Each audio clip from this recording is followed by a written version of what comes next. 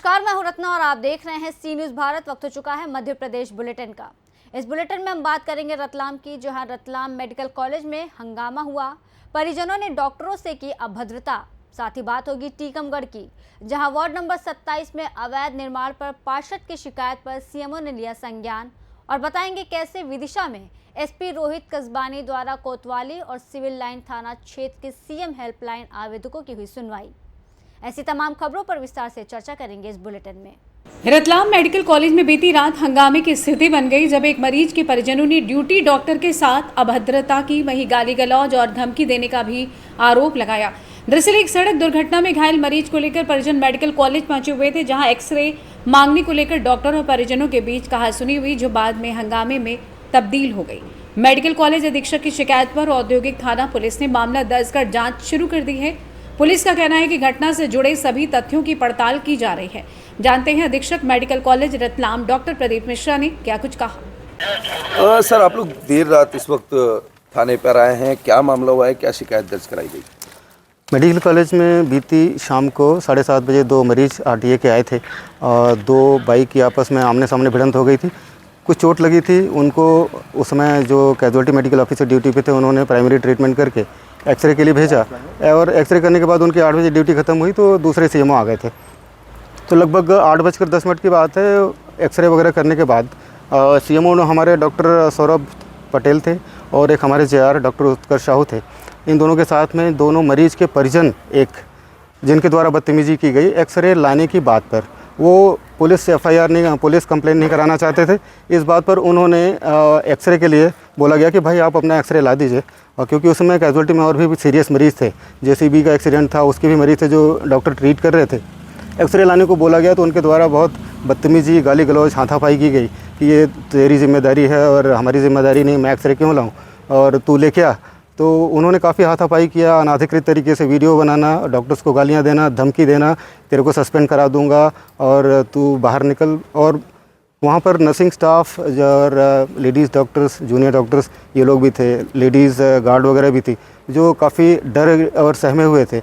और मुझे भी जब घटना बताई गई तो मैं अस्पताल अधीक्षक होने के नाते ये मेरी जिम्मेदारी बनती है कि मैं इंस्टीट्यूशनल एफआईआर कराऊँ। इसलिए मैं इंस्टीट्यूशनल एफआईआर कराने के लिए औद्योगिक थाना क्षेत्र आया था। मैंने एफआईआर की उनके खिलाफ में, क्योंकि ऐसी ही घटनाएं अगर होती रही तो डॉक्टर हमारे इतने डरे सहमे रहते हैं, उनका काम करना बहुत ही मुश्किल है और ऐसे भय युक्त वातावरण में उनके द्वारा ये कार्य किया जाना बहुत मुश्किल रहेगा। इस मैंने एफआईआर की है और मैं चाहूँगा कि इस पर सख्त कार्रवाई होनी चाहिए, जिससे औरों को भी ये पता चले कि डॉक्टरों के साथ ऑन ड्यूटी ऐसा अभद्र व्यवहार और हाथापाई, लड़ाई झगड़े नहीं करने चाहिए। आपका नाम और पद?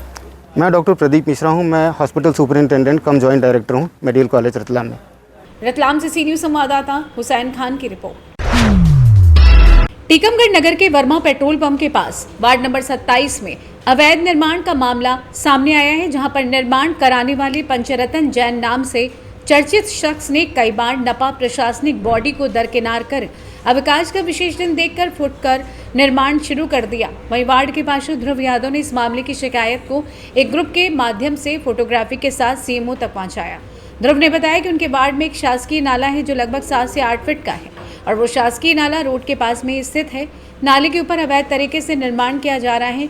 निर्माण के दौरान निरीक्षण भी किया गया और काम भी बंद कराया गया, लेकिन अवकाश का दिन देखकर पंचरत्न नाम से चर्चित जैन द्वारा शासकीय नाले पर लगातार अवैध निर्माण किया जा रहा है। उन्होंने कहा कि ये उनका वार्ड है और उनके वार्ड में इस तरीके का काम नहीं किया जाएगा, क्योंकि आने वाले समय में जब बारिश का पानी भरता है तो वार्ड वासियों को भारी समस्या का सामना करना पड़ता है, जिसको लेकर उन्होंने शिकायत की थी और सीएमओ ने मामले को संज्ञान में लिया और निर्माण कार्य को रुकवा दिया।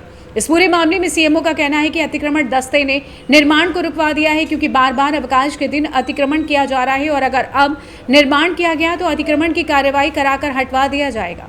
सर, नया बख्शन रोड पर एक जगह जहाँ पर नाली निर्माण होना, वहाँ पर कुछ लोग अवैध निर्माण करके कब्जा कर रहे हैं, उसमें क्या? उसके बारे में कल हमको जैसे ही सूचना प्राप्त हुई तो हमने अपना अतिक्रमण दस्ता वहाँ पर मौके पर भेजा और कार्य को तत्काल बंद कराया।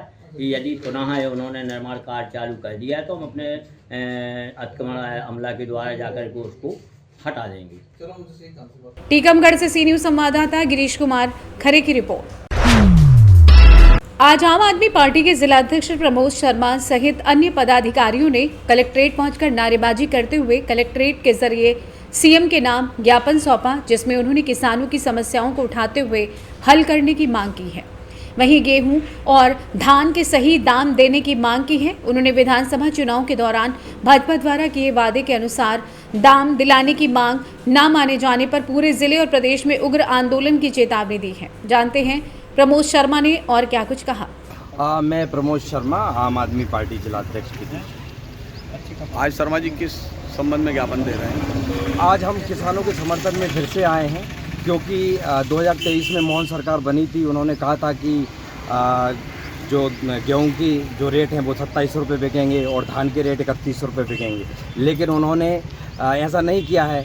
अब किसान तो ठगा सा महसूस कर रहा है, तो किसानों को वो उनको देना पड़ेगा। जो रेट उन्होंने गारंटी दी है, जो उन्होंने वादा किया है, उसको उनको देना पड़ेगा। नहीं तो फिर हम पूरे मध्य प्रदेश में आंदोलन हो रहा है, हम उग्र आंदोलन के लिए बात हो जाएंगे यदि ये लोग नहीं देंगे तो। विदिशा से सी न्यूज संवाददाता सुनील की रिपोर्ट। कोतवाली थाना परिसर में एसपी रोहित कस्बानी द्वारा सीएम हेल्पलाइन के प्रकरणों को सुनते हुए उनका निराकरण किया गया। एसपी ने बताया कि शहर के दोनों थाना क्षेत्र, जिसमें कोतवाली और सिविल लाइंस शामिल हैं, उनमें कई ऐसे प्रकरण जिनकी सुनवाई स्कीम हेल्पलाइन में लंबित है, उन्हें खुद उन्होंने सुनकर उसका निराकरण किया।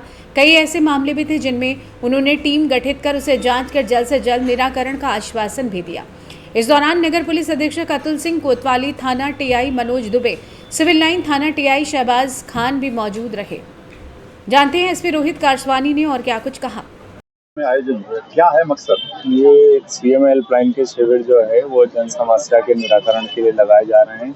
जैसा कि सीएम हेल्पलाइन माननीय मुख्यमंत्री की एक फ्लैगशिप योजना है, और इसमें जो भी आवेदक है जो परेशान होते हैं वो अपनी परेशानियों के बारे में लगाते हैं। तो उसमें हमारा उद्देश्य है कि आवेदकों की सुनवाई हो, जो भी उनकी जेन्युइन समस्या उसका निराकरण किया जा सके, उसी के लिए ये शिविर लगाए गए हैं। और आज कोतवाली थाना में शिविर लगाया गया है, जिसमें शहर के कोतवाली और देहात थाने के जो भी आवेदक हैं उनको बुलाया गया है, और हमारी पूरी टीम भी यहाँ है। इनकी समस्याओं का हम विधि संगत निराकरण करने का पूरा प्रयास करेंगे। विदिशा से सी न्यूज संवाददाता सुनील की रिपोर्ट। फिलहाल इस बुलेटिन में बस इतना ही। देश और दुनिया की तमाम बड़ी खबरों के लिए देखते रहिए सी न्यूज भारत।